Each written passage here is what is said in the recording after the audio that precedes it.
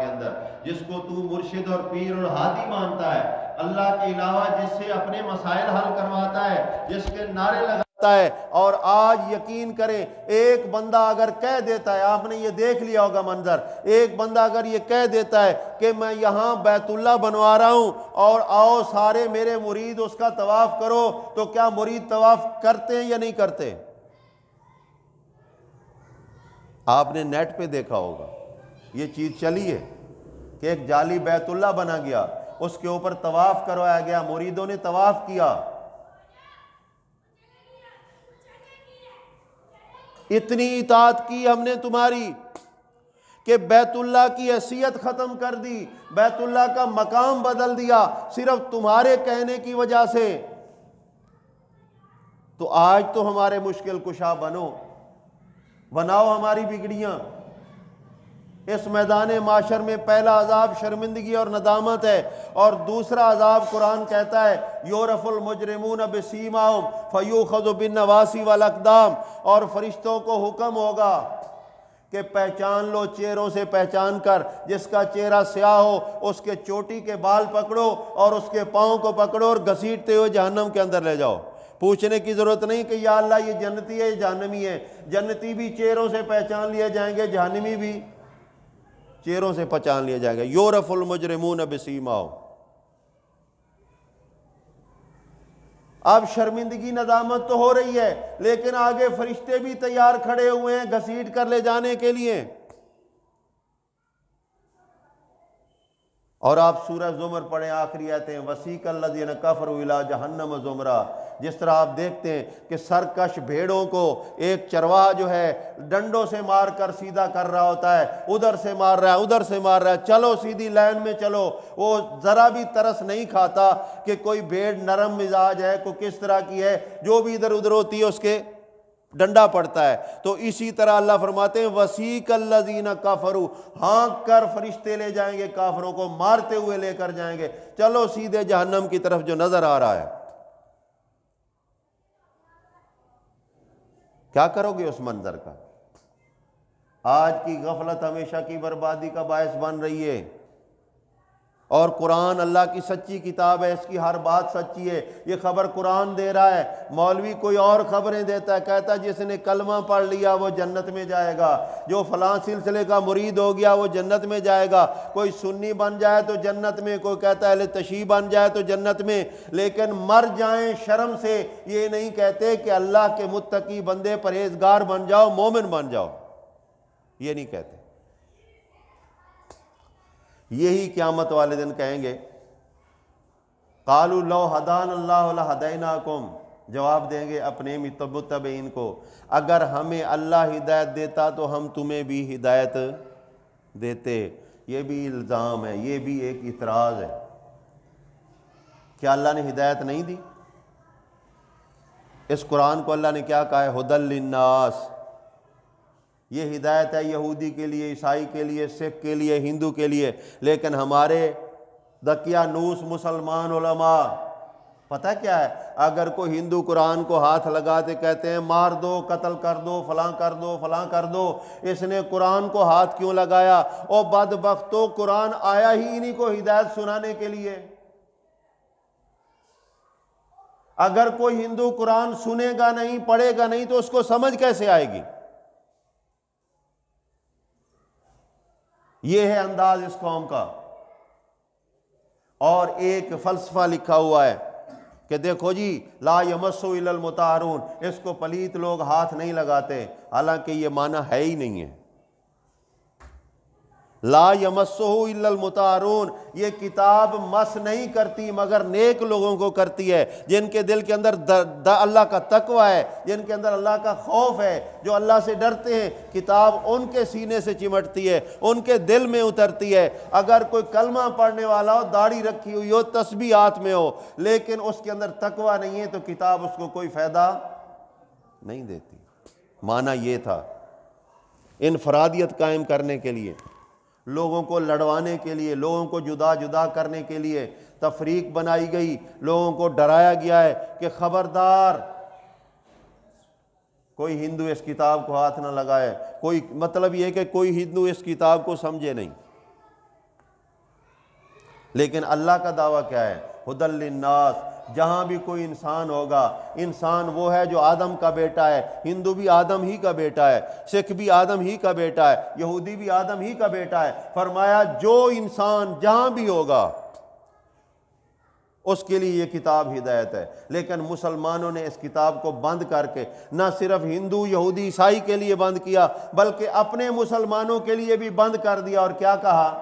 نہ نہ نہ نہ نہ قرآن نہیں پڑھنا، اس کا ترجمے پہ غور نہیں کرنا، گمراہ ہو جاؤ گے۔ یہ تو علماء کا کام ہے، اس کے لیے تو 18 علم چاہیے سمجھنے کے لیے۔ قرآن پڑھو گے گمراہ ہو جاؤ گے، تو بتاؤ اس سے بڑا قرآن کا دشمن اور کون ہوگا، جو کسی کو اپنی ذات کے علاوہ قریب ہی نہیں آنے دیتا؟ کیونکہ اس کو پتہ ہے کہ جب تک قوم میری علم لا جائے گی، علم سیکھ جائے گی، مجھے تنخواہیں نہیں ملیں گی، مجھے مال نہیں ملے گا، مجھے نذرانے نہیں ملیں گے، مجھے دستار نہیں باندھی جائے گی، میں عام لوگوں کی طرح ہو جاؤں گا۔ لہٰذا اس قوم کو ڈراؤ کہ اللہ کی کتاب کو نہیں سمجھنا۔ اس نے اپنے مفاد کے لیے قوم کو کتاب سے روکا، اور کل قیامت والے دن وہ منہ پہ مار رہا ہے، کہہ رہا ہے کہ اگر اللہ ہمیں ہدایت دیتا تو ہم بھی تمہیں ہدایت دیتے۔ تم بے وقوف تھے، تم نے اپنی عقل کا استعمال نہیں کیا، تم نے ہماری شخصیت کا اعتبار کیا، ہماری تقلید کی، لہٰذا آج کیا ہوگا؟ سواء علینا۔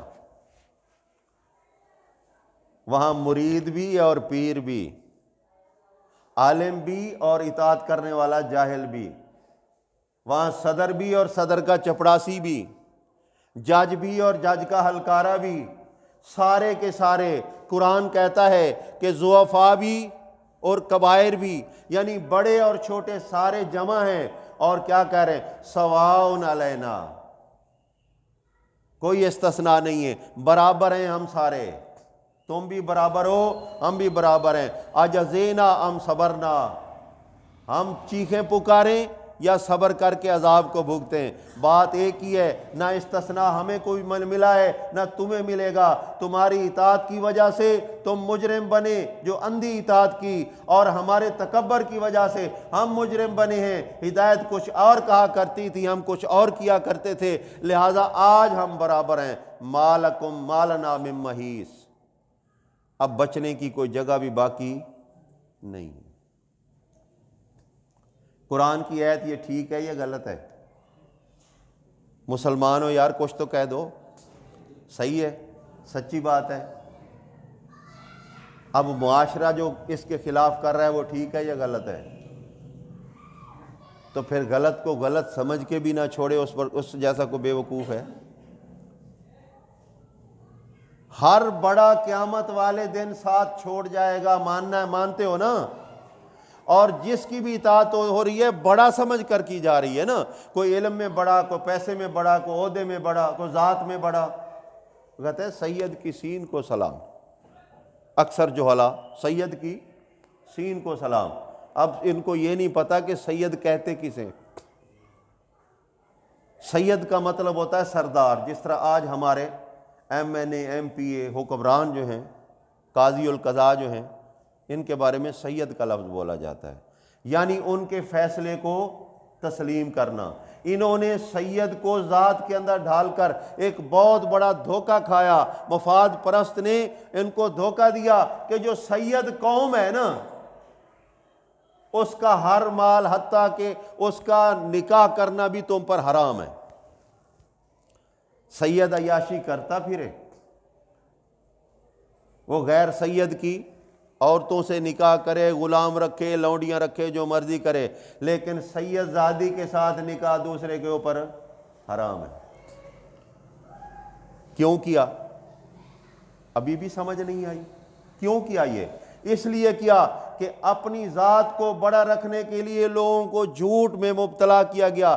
ایک تو مال کھایا ان کا، دوسرا اپنے خاندان اور ذات کو ان کے شر سے محفوظ کرنے کے لیے اتنا بڑا بنا دیا کہ حلال و حرام کا مسئلہ کھڑا کر دیا۔ ارے سید کا مطلب سردار ہوتا ہے، مسلمانوں کا سب سے بڑا سردار کون؟ محمد رسول اللہ صلی اللہ علیہ وسلم۔ اگر ذات پہ بھی آتے ہو تو محمد رسول اللہ صلی اللہ علیہ وسلم نے اپنے خاندان قریش کی عورت ایک غلام کے ساتھ نکاحی جس کا نام زید ہے، قرآن نے اس کا ذکر بھی کیا ہے۔ اگر یہ حرام ہوتا تو کیا پیغمبر علیہ السلام ایسا کرتے؟ یہ سارے اپنی ذات کے چکر ہیں۔ انسان کو اتنا بے وقوف بنایا، اتنا بے وقوف بنایا ہے، یقین کریں آپ کبھی جانور کی طرف دیکھیں۔ اب شیر جو ہے اس کی خوراک اللہ نے رکھی ہے گوشت، وہ گھاس کھائے گا؟ نہیں کھائے گا نا، فطرت میں یہی ہے۔ اچھا اب گائے بھینس ہے، آپ اس کو گوشت ڈال کے دیکھ لیں، کبھی کھائے گی؟ اس کی فطرت کے خلاف ہے۔ یہ واحد انسان ہے، اس کی فطرت کے اندر جو کچھ رکھا گیا تھا، یہ بے وقوف اتنا بنا کے غیر فطری کام کرنے لگا، جو شیر درندہ نہیں کر سکتا، جو گائے بھینس نہیں کر سکتی، ان کا اختیار نہیں ہے ایسے کام کرنے کے، لیکن کتنے کام ایسے غیر فطری اس انسان سے ہو جاتے ہیں، نہیں ہو رہے؟ انسان ہو کر حیوانوں سے بدفعلی کرتے واقعات نہیں آئے آپ کے سامنے؟ یہ فطری کام ہے یا غیر فطری ہے؟ کتا تو غیر فطری کام نہیں کرتا، لیکن جب انسان غیر فطری کام کرتا ہے، اللہ فرماتے ہیں اولئک کالانعام بل ہم اضل، یہ پھر ڈنگر بن جاتا ہے، بلکہ ڈنگروں سے بھی بدتر بن جاتا ہے۔ تو جو اللہ کے ساتھ شرک کرے، اللہ کے حقوق کو غصب کرے، مخلوق کی خاطر، کسی شخصیت کی خاطر، وہ چاہے صوفی صاحب کیوں نہ ہو، وہ تہجد پڑھنے والا کیوں نہ ہو، وہ جو کچھ بھی ہو، اللہ فرماتے ہیں پہلی بات تو یہ ہے کہ حابطۃ اعمالہم، ان کے اچھے اعمال اگر ہوں گے بھی تو برباد کر دیے جائیں گے۔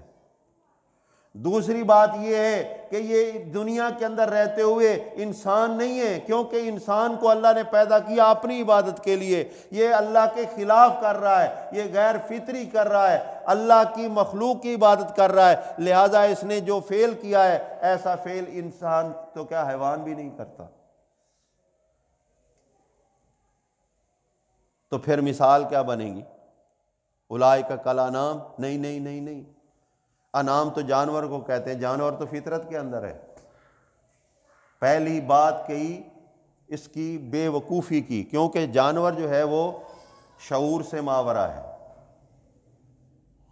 پہلی پہچان کرائی بے شعوری کی، اولئک کالانعام، انسان نہیں ہے، انسان سے گر چکا ہے، یہ جانور ہے، ڈنگر ہے، چار پایا ہے، نہیں۔ پھر اس سے آگے بتایا کہ اب جو اس کا فعل ہے، پہلی شعور کی بات تھی، اب اس کے فعل کی بات ہے، بل ہم اضل، کیونکہ جانور جو ہے وہ اپنی فطرت کے خلاف فعل نہیں کرتا، بے شعور ضرور ہے لیکن اپنی فطرت کے خلاف فعل نہیں کرتا، لہذا یہ اپنی فطرت کے خلاف فعل کر رہا ہے، یہ ان سے بھی آگے گزر چکا ہے۔ تو آج دنیا کے اندر غیر فطری پہلی فطرت سنیے، سورہ روم کی آیت 30 نمبر ہے، اللہ فرماتے ہیں فطرت اللہ التی فطر الناس علیہا، اللہ تعالیٰ نے انسان کو فطرت کے مطابق پیدا کیا، اس کے اندر فطرت رکھی ہے، توحید کا مادہ رکھا ہے تاکہ توحید کو یہ سمجھ سکے۔ اگر یہ توحید کی اویئرنیس ملنے کے بعد پھر یہ جہالت کی طرف جائے تو پھر یہ ڈنگروں سے بدتر ہوا یا نہیں ہوا؟ اور میں تو اکثر کہتا ہوں نمازی، نماز پڑھنے والے ذرا اپنی نماز پہ ہی غور کر لیں۔ جب تیرے ہاتھ بندھے ہوئے ہوتے ہیں، ہاتھ باندھ کر کہہ رہا ہوتا ہے ایاک نعبد و ایاک نستعین، کہتا ہے، اکثر کو تو یہ توفیق ہی نہیں نہ ملتی۔ وہ ایک مثال ہے، دو دوست تھے،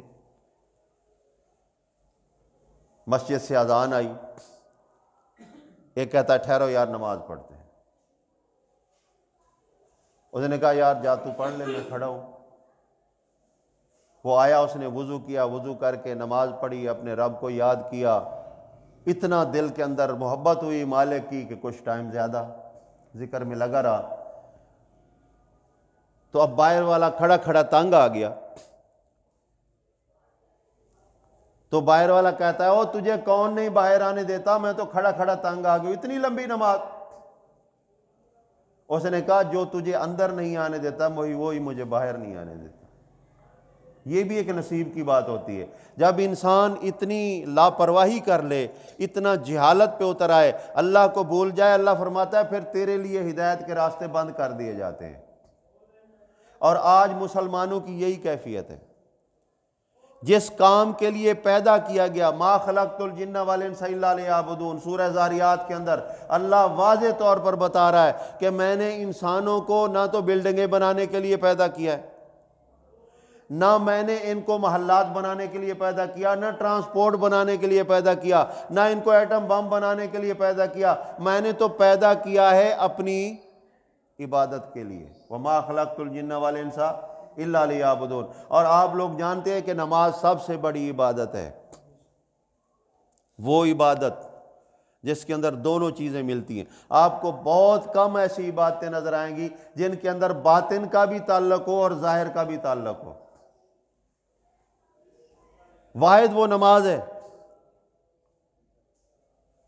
کہ ظاہری طور پر انسان کا ماتھا زمین کے اوپر ہے، دیکھنے والا دیکھ رہا ہے کہ یہ اللہ کے سامنے جھکا ہوا ہے، لیکن باطنی طور پہ اندر سے آواز بھی آ رہی ہے تو یہ سبحان ربی الاعلی۔ اب سننے والا تو نہیں سن رہا نا، وہ تو دیکھ رہا ہے کہ یہ ماتھا ٹیک کے کھڑا پڑا ہوا ہے۔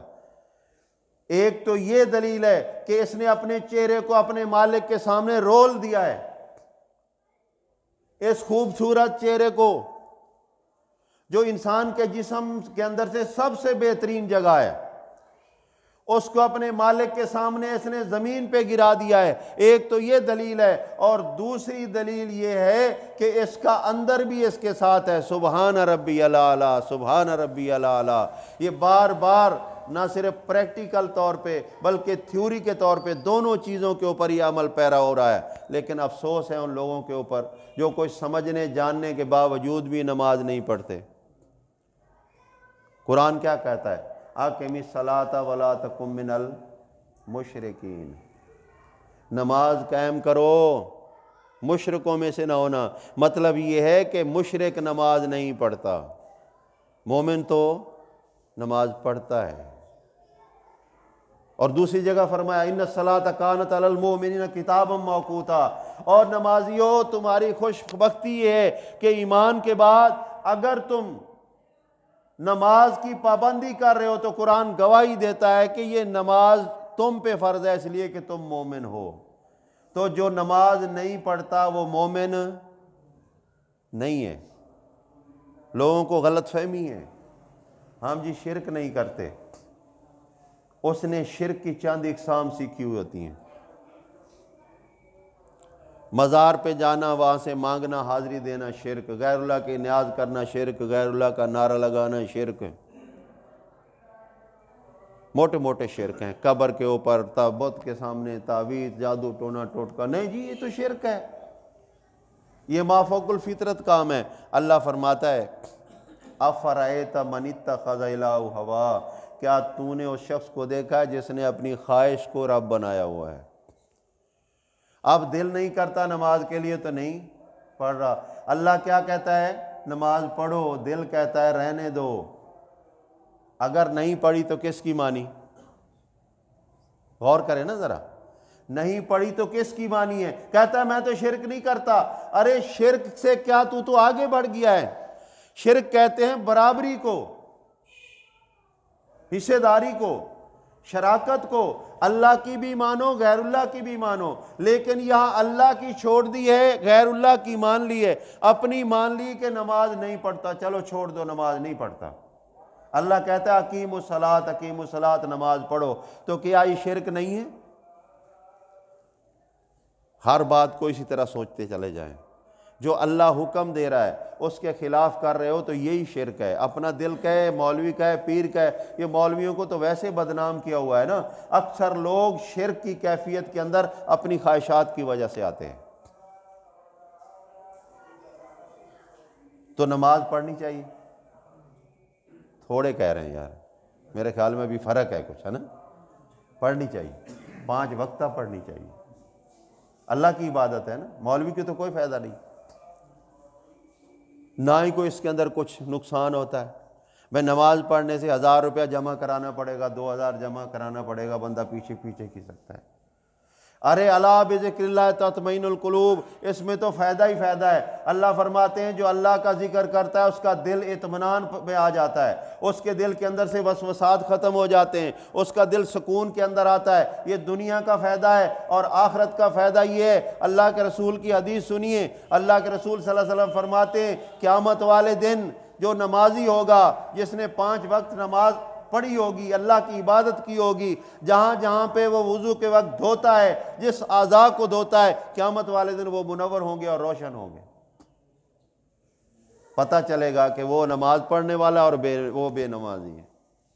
جس کے اعضاء نہیں چمکیں گے وہ کون ہوگا؟ کیا چاہیے یہ کہ نہیں کہ قیامت والے دن نجات کے اس فکر کے اندر، اور اللہ کا یہ بھی وعدہ ہے کہ جس کے ساتھ نور ہوگا وہ کامیاب ہوگا، اور جس کے ساتھ اندھیرا اور سیاہی ہوگی وہ ناکام ہوگا۔ تو اللہ کے بندو، ایمان کے بعد نماز نہیں پڑھتے ہو، آخر شرم والی بات کون سی ہے؟ بیوی کے سامنے جھکے تو شرم آتی ہے، بیوی، بعض لوگ کہتے ہیں رن تو پیر کی جوتی ہوتی ہے، یہاں تو عقل ہے یار، میں تو بیوی پہ غالب رہتا ہوں، حاوی رہتا ہوں، میں کوئی رن مرید تھوڑا ہوں۔ اچھا، لیکن کبھی کبھی ایسا پٹخا کے دیتی ہے پھر رن مرید سے بھی آگے گیا پڑا ہوتا ہے۔ ارے افسوس، قرآن شکوہ کرتا ہے، انہوں نے عورتوں کو الہ بنا رکھا ہے کہ عورت اگر کچھ حکم دے دے تو آمنا و صدقنا، اگر اس حکم کے خلاف اللہ حکم دے دے تو پھر کہتے ہیں ہم اطاعت بھی نہیں کرتے اور مانتے بھی نہیں ہیں۔ اکثر لوگ یار داڑھی نہیں رکھتا، کیوں نہیں رکھتا؟ یار بیوی کہتی ہے یار تیرا چہرہ بہت بھاری نظر آتا۔ اللہ کے رسولوں کا چہرہ داڑھی سے خوبصورت، اور امتی کا چہرہ داڑھی سے بدصورت ہو جائے، کمال نہیں ہے؟ کہتا میں تو نبی پہ جان قربان کرتا ہوں، داڑھی رکھ کر نبی کی سنت ادا ہو رہی ہے، اور رگڑا پھیر کے اس کو کاٹ کے سنت کے خلاف ہو رہا ہے، لیکن افسوس ہے شرم نہیں آتی۔ اب بھی تو کہتا ہے کہ میری جان قربان رسول اللہ صلی اللہ علیہ وسلم پہ، اب بھی کہتا ہے۔ ارے محبت کا تقاضا یہ تھا کہ رسول اللہ صلی اللہ علیہ وسلم سے محبت ہے تو ہر وہ فعل اپنا لے جو اللہ کے رسول نے اپنایا ہے۔ توحید رسول نے مانی ہے، مان جا، تقوی رسول نے مانا ہے، مان جا، سنت ہر وہ ادا کر۔ اللہ کے رسولوں نے حلال کھایا ہے اور سچی بات کی ہے۔ اللہ فرماتے ہیں یا ایھا الرسل کلوا من طیبات واعملوا صالحا، اللہ کا ہر رسول پاک کھانا کھاتا تھا، یعنی اس کے اندر حرام شامل نہیں ہوتا، نہ بے ایمانی، نہ سود، نہ فراڈ، نہ چکر، نہ ارلا، نہ پرلا۔ وَعَمَلُوا صَالِحًا، اور ان کا ہر عمل وہ اچھا ہوتا تھا جس کے اندر اصلاح اور بہتری ہوتی تھی۔ کیا رسول اللہ صلی اللہ علیہ وسلم کی داڑھی تھی؟ تو اللہ کہتا ہے کہ اس میں بہتری ہوگی۔ تو جو چوتھے دن بلیڈ کے ساتھ رگڑ دیتے ہیں، بہتری کہاں سے آئے گی؟ عورت کا چہرہ اللہ نے بغیر بالوں سے بنایا ہے، اگر اور ایک عورت کے چہرے پہ بال آ جائیں تو اس کی شکل بری لگتی ہے۔ مرد کا چہرہ اللہ نے بالوں والا بنایا ہے، اگر مرد کے چہرے سے بال ہٹا دو تو آلو کا آلو لگتا ہے، مرد نہیں لگتا۔ یہ شان ہے۔ داڑھی سنت رسول بھی ہے، تیری مردانگی بھی ہے،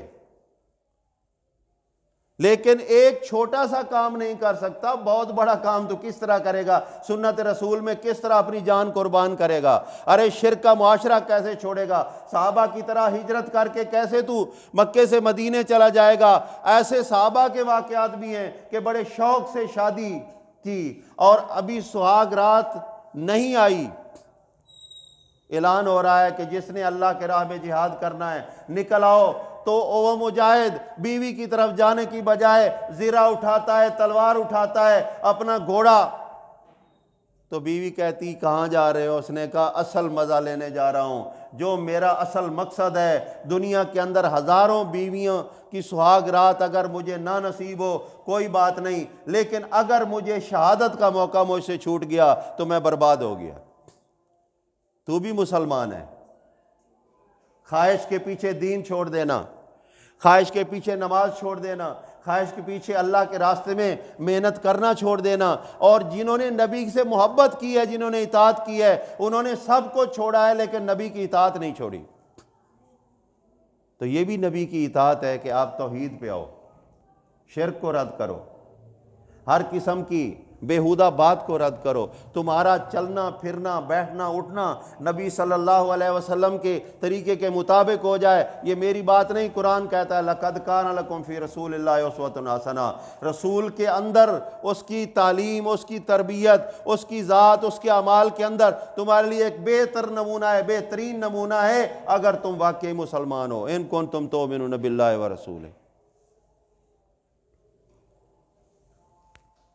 ٹائم کی شدت سے کمی محسوس کر رہا ہوں کہ ٹائم ہو گیا ہے، لیکن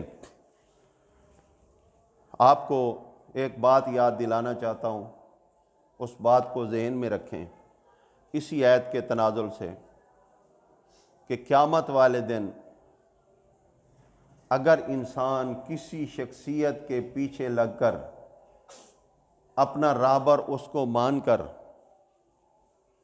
اس کے پیچھے چل پڑتا ہے آج دنیا کے اندر، تو یہ فیصلہ قرآن سے پوچھ لے کہ اقتداء کس کی کرنی ہے، ورنہ نتیجہ یہی نکلے گا کہ قرآن کے الفاظ سچے ہیں، حق ہیں، جن کو سچ سمجھا گیا، جن کی اطاعت کی گئی، اگر وہ اس کتاب کے مطابق نہیں تھے تو قیامت والے دن جہنم میں وہ کہیں گے کہ سواؤن علینا، ہم بھی جہنمی ہیں تم بھی جہنمی ہو، آجزینا ہم صبرنا، ہم چیخیں تب بھی کوئی فرق نہیں پڑتا، صبر کر لیں تب بھی کوئی فرق نہیں پڑتا۔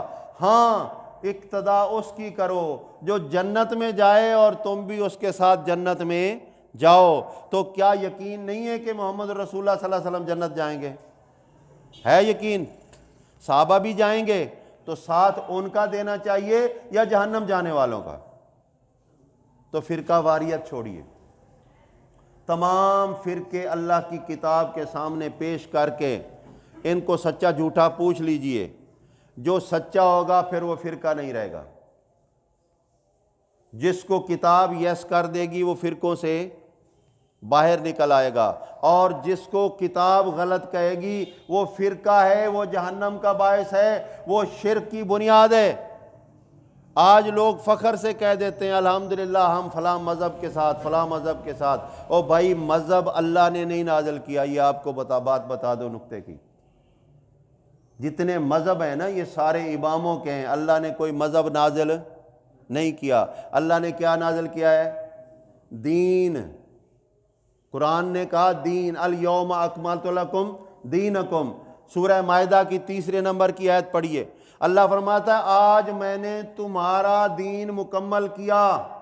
دین دستور ہوتا ہے، اصول ہوتا ہے، قانون ہوتا ہے، اس کے اندر بہتری ہوتی ہے، اور مذہب جو ہوتا ہے وہ ذاتی خواہشات ہوتی ہیں، شخصیات ہوتی ہیں۔ اس لیے آپ دیکھتے ہو امام ابو حنیفہ کا مذہب یہ ہے، امام شافعی کا یہ مذہب ہے، امام مالک کا یہ مذہب ہے۔ یہ 4 امام ہیں، چاروں کا علیحدہ علیحدہ مذہب کیوں بیان کیا جاتا ہے؟ جبکہ اگر یہ اسلام ہوتا تو چاروں کا ایک ہونا چاہیے تھا یا نہیں؟ اسی طرح پھر فرقوں میں آ جائیں، سارے جنتی ہونے کا دعویٰ کرتے ہیں، تو سارے فرقوں کو چیک کرنے کے لیے کسوٹی کیا ہے؟ اللہ کی کتاب ہے، تو اس پہ چیک کر لو۔ ہمارا دوست وہی ہے، میں اکثر مثال دیتا ہوں، ایک ہندو اگر یہ کہے کہ اللہ کا کوئی شریک نہیں ہے تو نہیں مانو گے؟ مولویوں کا مفتی اگر کہہ دے کہ اللہ کا شریک علی رضی اللہ تعالیٰ عنہ ہے، یا نبی صلی اللہ علیہ وسلم ہے، یا ابراہیم علیہ السلام ہے، تو کیا صحیح بات مانو گے اس کی، یا غلط ہے؟ یہ غلط ہے۔ بس یہی انصاف کا تقاضا ہے، حق بات جہاں سے ملے بات کو دیکھا جائے، بات کرنے والے کو نہ دیکھا جائے۔ یہاں معیار ہے بات کرنے والے کا۔ قرآن وہ بھی بیان کرتا ہے، لیکن دنیا دوڑ کر جا رہی ہوتی ہے، فلاں علامہ صاحب آئیں گے جی، فلاں علامہ صاحب۔ کبھی یہ شرم نہیں آئی کہ یہ کہے کہ میں قرآن سننے کے لیے جا رہا ہوں؟ ارے تو قرآن کی بات کر، دین کی بات کر، علامہ کو تیرا الہ ہے۔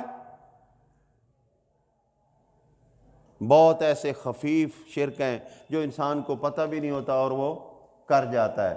تو پیارے بھائیوں اور بہنوں، اس بات کا خیال رکھو، از حد ضروری ہے کہ جو عقیدہ آپ نے اپنایا ہے اس کو چیک کرنا ضروری ہے، اور چیک کرنے کی کسوٹی اللہ کی کتاب ہے، یہ آپ کو سچا راستہ دے گی۔ دوسری بات پھر گزارش کروں گا کہ للہ اگر اللہ کے بندے ہو تو اللہ کی عبادت کرو، اور اللہ کی عبادت کے اندر سے سب سے اہم ترین عبادت کیا ہے؟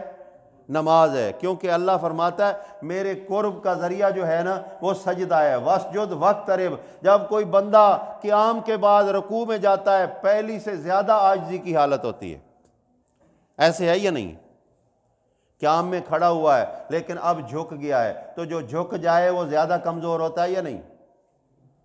پھر رکوع کے بعد جو زمین پہ گر جائے ماتھا لگا دے تو وہاں عاجزی کی انتہا ہوتی ہے، لیکن یاد رکھیے وہاں اللہ کی رحمت کی بھی انتہا ہوتی ہے۔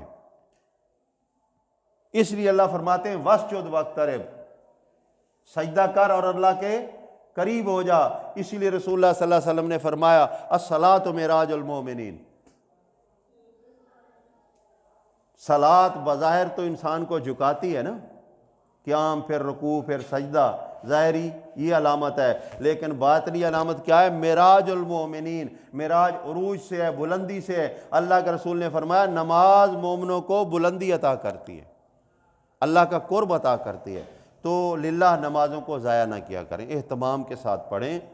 فویل للمصلین، بربادی ان نمازیوں کے لیے، نماز تو پڑھتے ہیں لیکن بے وقت کر کے پڑھتے ہیں، کوئی بے ٹائم پڑھ رہا ہے، کوئی قضا پڑھ رہا ہے، کوئی جماعت کا خیال نہیں رکھ رہا۔ اچھا اگر کبھی کوئی رہ بھی گئی تو رہ گئی، جبکہ سنت سے اتنی تاکید ہے۔ اللہ کے رسول صلی اللہ علیہ وسلم میں ایک غزوہ میں محاصرے میں پھنس گئے تو ان کی 4 نمازیں قضا ہو گئیں۔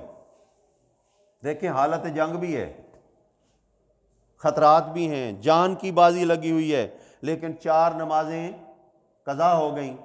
تو ظہر سے محاصرہ شروع ہوا، محاصرہ اور آدھی رات تک چلا گیا، حتیٰ کہ فجر ہو گئی۔ تو جب محاصرہ ٹوٹا تو کافر جو ہے وہ تتر بتر ہو گیا، تو اللہ کے رسول صلی اللہ علیہ وسلم نے صحابہ کو کہا کہ وضو بناؤ اور نماز ادا کرو۔ تو سب سے پہلے اللہ کے رسول نے ظہر کی نماز ادا کی، پھر عصر کی، پھر مغرب کی، پھر عشاء کی، اور پھر فجر کی نماز پڑھائی۔ تو سنت سے تو یہ ثابت ہے کہ اگر کسی مجبوری سے، کسی محاصرے سے نماز کا ٹائم رہ جائے تو اس کو فوراً قضا کر لو، کیونکہ زندگی کا پتہ نہیں ہے۔ لیکن یہاں بے فکری سے پتہ ہی نہیں ہوتا، یہ مومن کی شان نہیں۔ اللہ سے دعا کرتا ہوں اللہ تعالی ہمیں وہ عمل کرنے کی توفیق عطا فرمائے جو محمد رسول اللہ صلی اللہ علیہ وسلم نے کیے ہیں، اور اللہ تعالی ہمارے دلوں کے اوپر جو غفلت کے پردے پڑے ہوئے نا، خواہشات کے پردے، مال کے پردے، برادری، کنبہ، قبیلہ، کاروبار، بزنس، یہ وہ ارلم پرلم، یہ سارے شیطانی وسوسات ہیں۔ یار آج اگر ٹائم پہ نہیں گیا تو دکان کا بیڑا غرق، گاڑی جلدی نہیں بھرے گی، کلینک کیسے چلے گا، مریض واپس چلے جائیں گے، فلاں ہو جائے گا۔ اللہ فرماتا ہے ایمان والو، شیطان تمہیں ڈراتا ہے اس بات سے کہ تمہارا رزق بند ہو جائے گا، لیکن اللہ تمہیں وعدہ دیتا ہے کہ تمہارے رزق کے اندر فراوانی کرے گا۔ تو کس کی مانے بھائی؟ اللہ کی مانے، یقین رکھیں اور اللہ کی عبادت کی طرف دوڑ کر آئیں، چل کر آئیں۔ حی علی الصلاۃ کی جب آواز آئے تو مطلب کیا ہے؟ حیٌ کا معنی ہوتا ہے دوڑنا، چلنا نہیں بلکہ دوڑنا، دوڑ کر آؤ، حی علی الصلاۃ، حی علی الصلاۃ۔ تو ہماری حالت اگر یہ ہو کہ ہم لحاف منہ پہ لے لیں اور اذان سنتے ہی اندر داخل ہو جائیں، کسی اور شغل میں لگ جائیں، تو یہ ایمان نہیں۔ اللہ اپنی پناہ میں رکھے۔ اللہ میرے ساتھیوں کو یہ توفیق عطا فرمائے کہ وہ حق ادا کر دیں بندے ہونے کا۔ پہلا حق یہ تھا جو ہم نے ادا کیا، اللہ کی توحید کو مانا، شرک کو چھوڑا، شرک کرنے والے لوگوں کو چھوڑ دیا۔ اب دوسرا حق یہ ہے کہ اللہ کے بندے بھی ثابت ہو کر دکھائیں۔ بندے بندگی سے بنتے ہیں، اور بندگی جو ہے عاجزی سے ہوتی ہے، بدماشی سے بندگی نہیں ہوتی۔ عاجزی اور انکساری کریں۔ نماز سب سے بہترین ذریعہ عاجزی کا بھی، اللہ کے قرب کا بھی، اور باقی چیزیں بھی جو دین کے ان کو اپنائیں۔ اللہ میرا آپ کا حامی و ناصر ہو۔ سبحان ربک رب العزت عما یصفون وسلام علی المرسلین والحمد للہ رب العالمین۔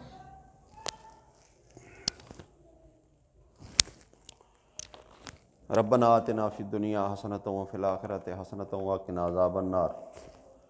ربنا لا تزغ قلوبنا بعد إذ هديتنا وهب لنا من لدنك رحمة إنك أنت الوهاب۔ اللهم أيد الإسلام بالمسلمين، اذكروا الله يذكركم فادعوه يستجب لكم ولذكر الله تعالى أعلى وأكبر۔ صفحہ درست کر لیں۔